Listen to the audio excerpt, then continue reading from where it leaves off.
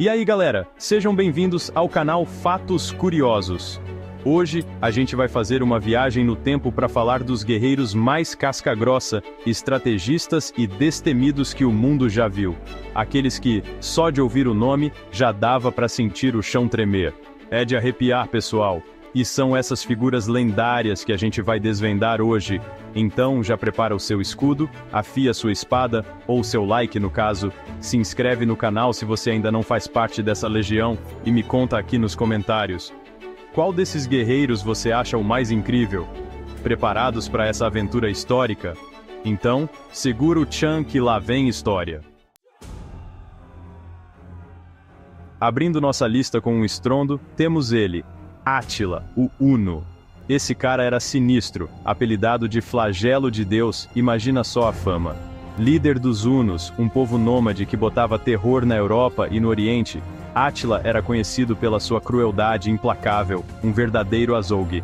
Comandando um exército gigantesco e aterrorizante, Átila conquistou um monte de território, do leste da França até a Itália, espalhando o caos por onde passava. Dava medo só de ouvir falar. Átila morreu em 453 d.C., mas sua lenda nunca morreu. Ele deixou uma marca profunda na história e na cultura popular, sendo lembrado como um dos guerreiros mais poderosos e temidos de todos os tempos. Que figura! Da brutalidade de Átila, a gente viaja no tempo e muda completamente o clima com a história da Joana d'Arc. Uma camponesa francesa que, com apenas 17 anos, se tornou uma das figuras mais improváveis e inspiradoras da Guerra dos 100 Anos. Uma verdadeira heroína. Joana, movida por uma fé inabalável, e dizendo ouvir vozes de santos, se convenceu de que era a escolhida por Deus para salvar a pátria. Ela cortou o cabelo curtinho, vestiu uma armadura, e com uma coragem absurda, foi falar com o príncipe Carlos. Imagina só a cena! Joana foi capturada pelos inimigos, acusada de heresia, e queimada viva em 1431. Uma injustiça. Mas sua história, mesmo trágica, serviu de inspiração para o povo francês, que finalmente venceu a guerra, uma verdadeira guerreira.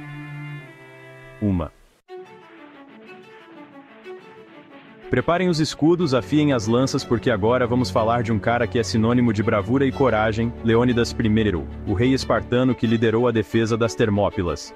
Se você já viu o filme 300, sabe do que eu tô falando. Leônidas e seus 300 guerreiros espartanos enfrentaram um exército persa colossal, liderado pelo rei Xerxes I. Era valente que só. Leônidas e seus guerreiros sabiam que não tinham chance de vitória, mas lutaram até o fim, mostrando ao mundo o significado de bravura e sacrifício pela pátria. De arrepiar.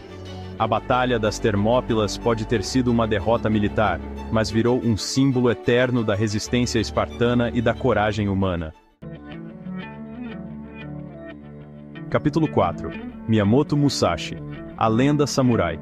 E do ocidente a gente atravessa o globo para aterrissar no Japão feudal, lar de samurais, ninjas e um cara que era a personificação da arte da espada. Miyamoto Musashi.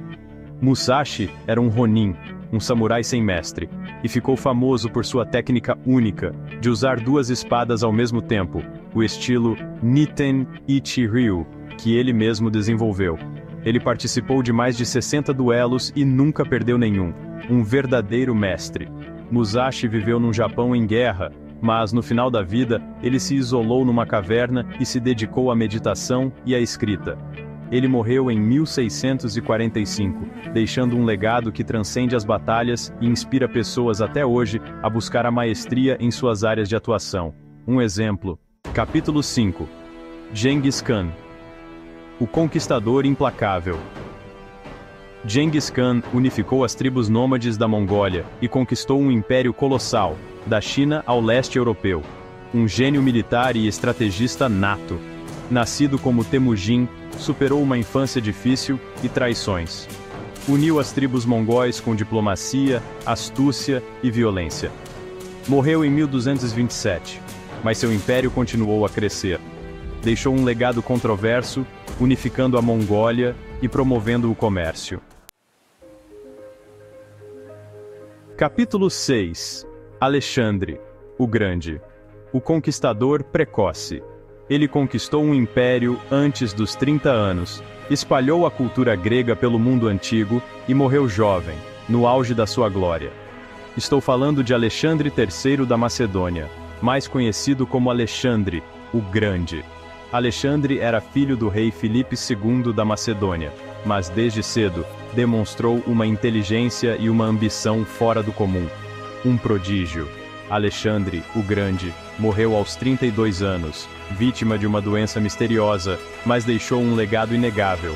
Ele fundou cidades, espalhou a cultura grega pelo Oriente, criou um dos maiores impérios da antiguidade e se tornou uma lenda, sendo lembrado como um dos maiores líderes militares de todos os tempos.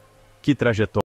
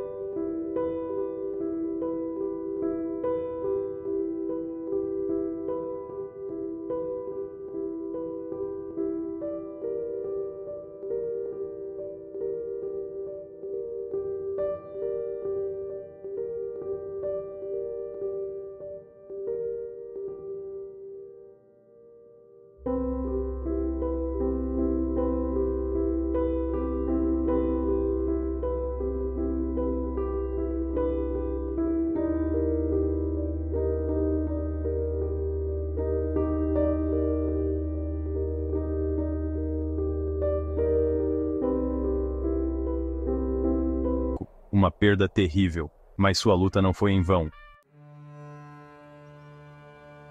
Da gélida Escócia, a gente viaja para a Roma Antiga, um império poderoso construído sobre a escravidão. Tempos difíceis.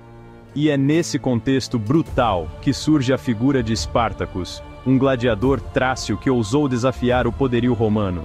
Spartacus era um escravo que foi forçado a lutar como gladiador na arena, mas ele não era um cara que aceitava seu destino de cabeça baixa.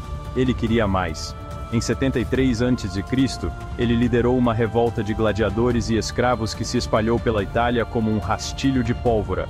Spartacus era um líder nato, um estrategista brilhante e um guerreiro destemido, um verdadeiro exemplo de coragem.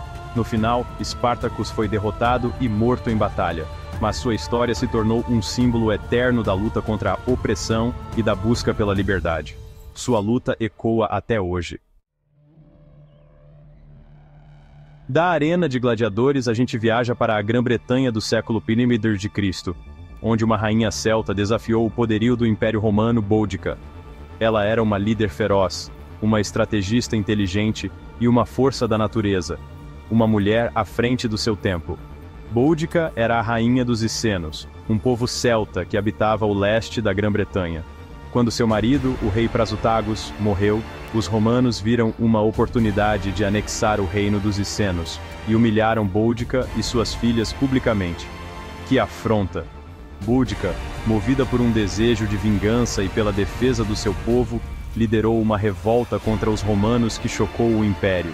Ela uniu diferentes tribos celtas sob sua bandeira, e, com um exército numeroso e sedento por vingança, partiu para o ataque. Que mulher! Mesmo com a derrota, Boudica se tornou um símbolo de resistência contra a opressão romana, e uma inspiração para líderes e guerreiros ao longo da história. Uma verdadeira rainha. E chegamos ao topo da nossa lista com ele, o herói da guerra de Troia, Aquiles. Sua história, contada na Ilíada de Homero, inspirou por milênios. Filho de um rei mortal e de uma deusa, Tétis. Mergulhado no rio Estige, exceto o calcanhar, seu único ponto vulnerável. Cresceu imbatível, liderando os mirmidões na guerra de Troia, mas foi morto por uma flecha no calcanhar. Uma pena. E aí, pessoal, depois dessa maratona histórica, qual desses guerreiros lendários te impressionou mais? Conta pra mim nos comentários qual deles você acha o mais casca-grossa e qual você colocaria no topo da sua própria lista. E não se esqueça de compartilhar esse vídeo com seus amigos que também curtem história, guerreiros lendários e batalhas épicas. Se você chegou até aqui, já sabe o que fazer, né? Deixa o like, se inscreve no canal e ativa o sininho para não perder nenhum vídeo. E até a próxima aventura histórica, pessoal!